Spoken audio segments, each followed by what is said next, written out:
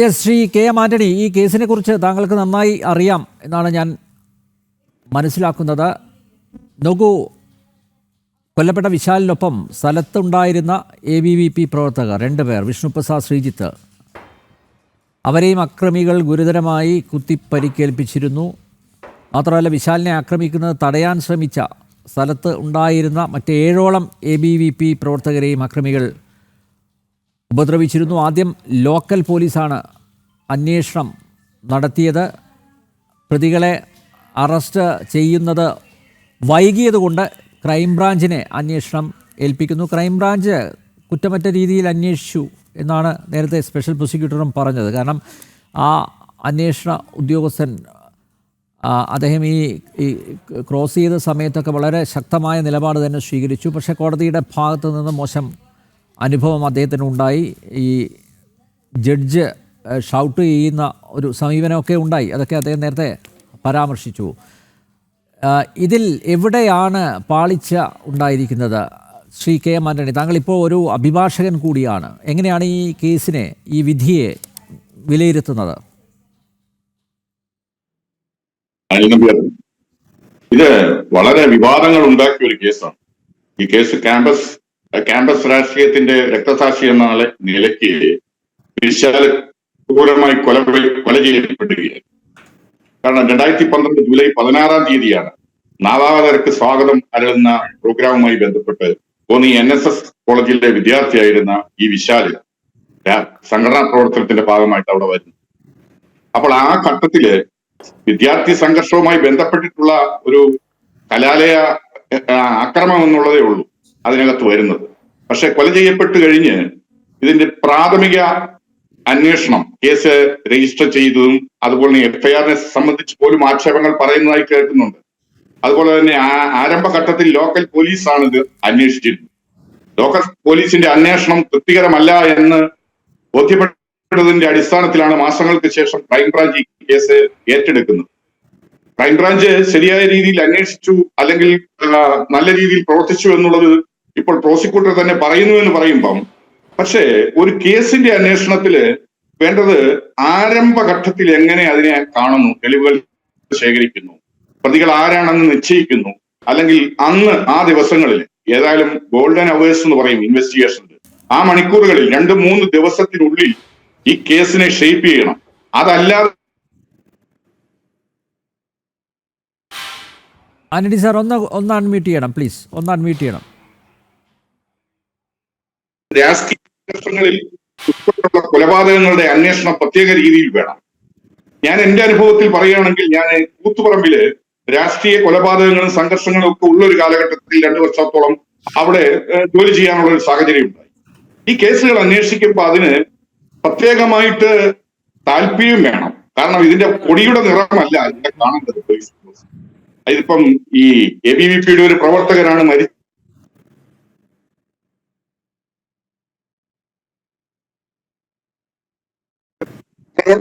പറയുന്നത്. അപ്പം അത് ഏതുമായിക്കൊള്ളട്ടെ, അവരുടെ കൂടി ഭരണം നടത്തിക്കൊണ്ടിരിക്കുന്നത് UDF ആണ്, അതല്ലെങ്കിൽ ഭരണം അതിന് ശേഷം വന്നത് LDF ആണ്. ഇങ്ങനെയുള്ള സാഹചര്യങ്ങളൊന്നും ഒരു പോലീസ് ഉദ്യോഗസ്ഥന്റെ ഒരു കൊലപാതക കേസിന്റെ അന്വേഷണത്തിൽ തടസ്സമായോ അല്ലെങ്കിൽ അതിന്റെ ഒരു വിഘാതമായിട്ടോ ഒന്നും നിൽക്കാൻ പാടില്ല. കാരണം അങ്ങനെയല്ല, ഒരു കേസ്, ഒരു കൊലപാതക കേസ് റിപ്പോർട്ട് ചെയ്ത് കഴിഞ്ഞാല് അതിനെ ഏറ്റെടുക്കുകയാണ്. അത് അയാളുടെ ഒരു ദൗത്യമാണ് അന്വേഷണ ഉദ്യോഗസ്ഥൻ. ഇതിന് പ്രാഥമിക ഘട്ടത്തിൽ എത്രമാത്രം തെളിവുകൾ ശേഖരിക്കാൻ സാധിച്ചു എന്നുള്ളത് ഇതിനകത്തൊരു പ്രധാന കാര്യം തന്നെയാണ്. പിന്നെ അതുപോലെ തന്നെ ഫിക്സ് ചെയ്ത് പ്രതികൾ ആരൊക്കെയാണെന്നുള്ളത് നിശ്ചയിക്കുന്നത്. ഇതിനകത്ത് നേരിട്ട് പങ്കെടുത്ത 12 പ്രതികൾ ഉണ്ടെന്ന് പറയുന്നുണ്ട്. ആ നേരിട്ട് പങ്കെടുത്ത 12 പ്രതികള് അവരുടെ ഓരോരുത്തരുടെയും പങ്ക് ഇതിൽ വ്യക്തമാക്കേണ്ടതായിട്ടുണ്ട്.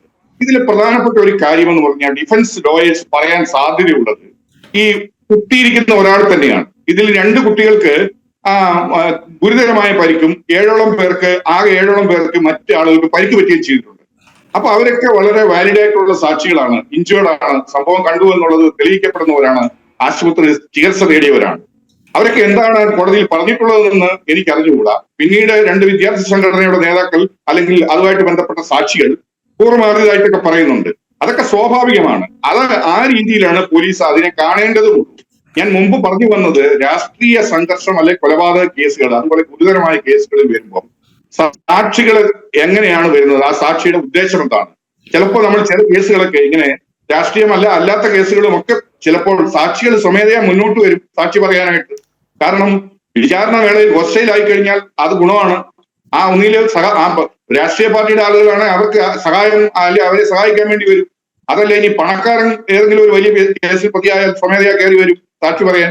വിചാരണ വേളയിൽ കാശ് വാങ്ങിക്കൊണ്ട് ഹോസ്റ്റലാകാൻ പറ്റും. അപ്പൊ അങ്ങനെ ഒരു കേസന്വേഷണത്തിലെ ആരംഭഘട്ടത്തിൽ എന്തെങ്കിലും ന്യൂനതകൾ സംഭവിച്ചിട്ടുണ്ടെങ്കിൽ അതിന്റെ അവസാനം വരെ ഈ സുപ്രീം കോടതി വരെ പോകുന്ന ഈ കേസിൽ ഇപ്പം പ്രോസിക്യൂട്ടർ പറയുന്ന അനുസരിച്ചിട്ട് തെളിവുകൾ തെളിവുകൾ ശരിയായ രീതിയിൽ കോടതി മുമ്പാകെ ഹാജരാക്കി എന്ന് പറയുന്നു.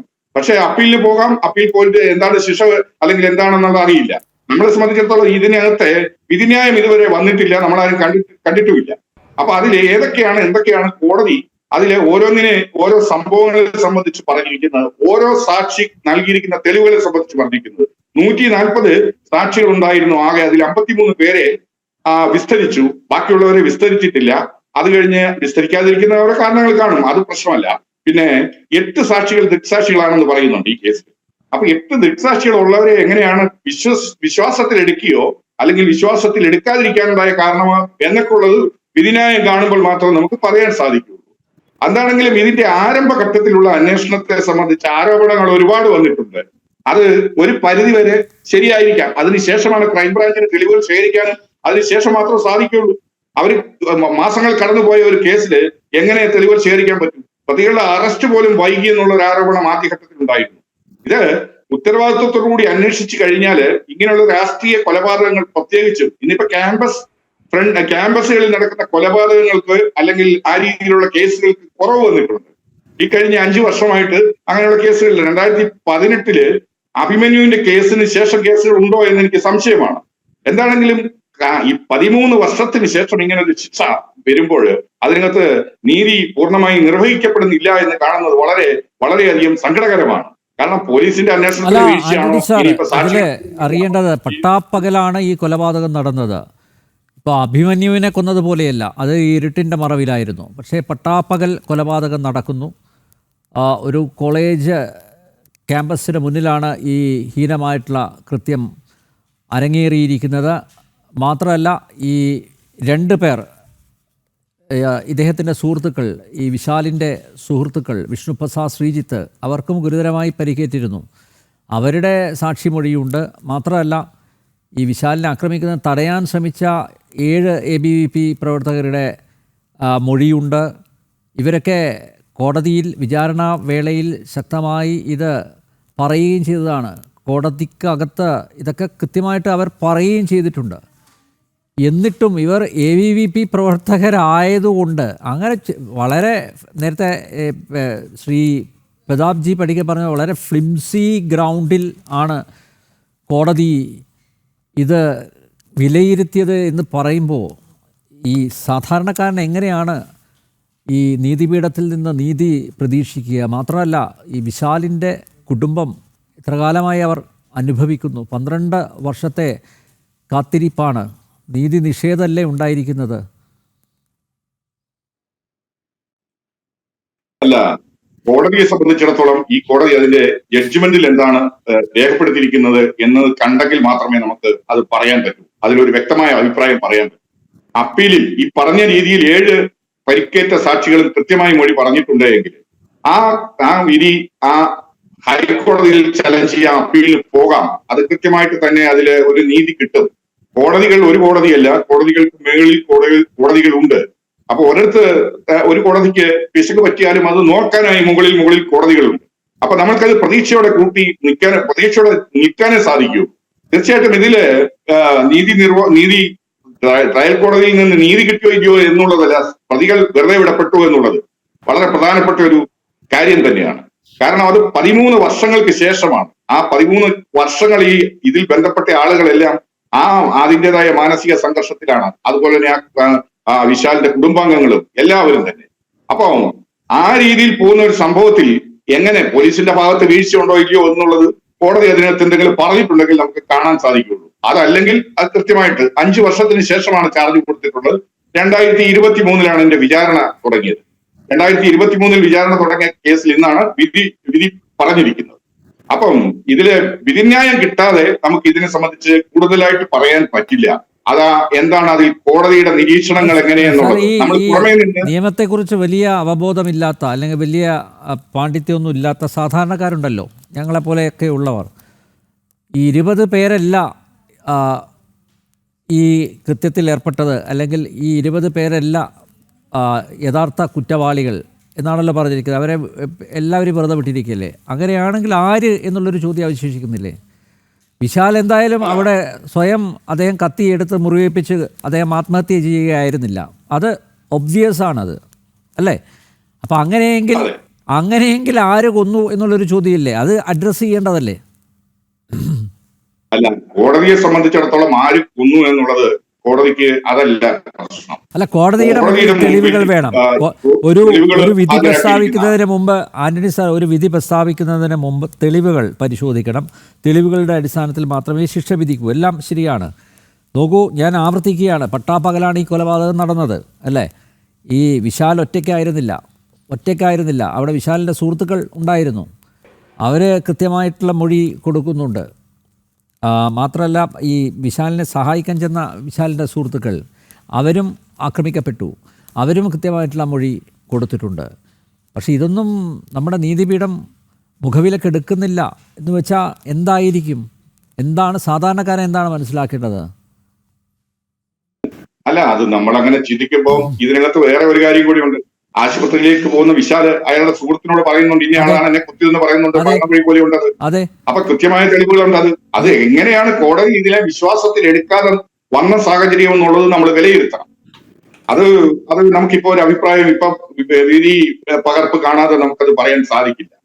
എന്താണെങ്കിലും അത് പോലീസിന്റെ വീഴ്ചയാണെന്നോ പ്രോസിക്യൂഷന്റെ വീഴ്ചയാണെന്നോ ഒന്നും നമുക്കിപ്പം ഒരു മുൻവിധിയോടുകൂടി പറയാൻ സാധിക്കില്ല. പക്ഷെ ആദ്യഘട്ടത്തിൽ പോലീസിന്റെ വീഴ്ച സംഭവിച്ചു എന്നുള്ളത് പുറമെ വന്നതുകൊണ്ടാണ് ഇതിന് ഈ ഒരു സ്പെഷ്യൽ പ്രോസിക്യൂട്ടറെ പോസ്റ്റ് ചെയ്യാൻ പോലും സുപ്രീം കോടതി വരെ പോകേണ്ട സാഹചര്യമുണ്ട്. അപ്പൊ ഒരു ചെറുപ്പക്കാരനാണ്, 19 വയസ്സുള്ള നമ്മുടെ രാജ്യത്തിന് വളരെ പ്രധാനപ്പെട്ട ഒരു ചെറുപ്പക്കാരന്റെ കൊലപാതകമാണ് നടന്നിരിക്കുന്നത്. അതേ ആ രീതിയിൽ ഉൾക്കൊണ്ട് ആ കുടുംബത്തിന് ഉണ്ടായ നഷ്ടം, അതുപോലെ തന്നെ ഈ സമൂഹത്തിനുണ്ടായ നഷ്ടം, അതിനെ ഉൾക്കൊണ്ട് അന്വേഷിക്കേണ്ട സാഹചര്യം ആദ്യഘട്ടത്തിൽ ഉണ്ടായിരുന്നു.